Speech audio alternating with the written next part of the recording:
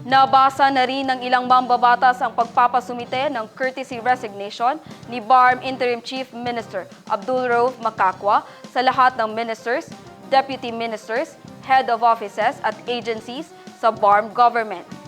Umaasa naman si BTA Deputy Floor Leader Attorney Rasul Mitmug Jr. na maresolba sa lalong madaling panahon ang hakbang dahil papalapit na aniya ang pagsisimula ng electoral process sa BARM sa buwan ng Agosto. Narito ang pahayag ni BTA Deputy Floor Leader Attorney Rasul Mitmug Jr.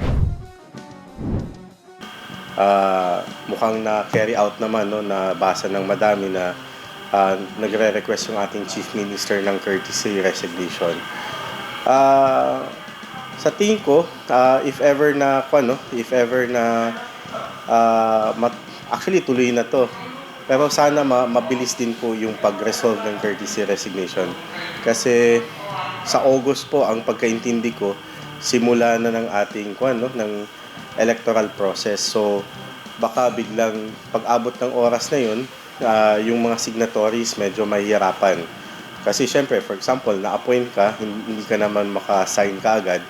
So ideally, as soon as possible, ma-resolve yung sino yung courtesy resignation matatanggap, sinong hindi. Yun yung wish lang din natin dito, ma'am.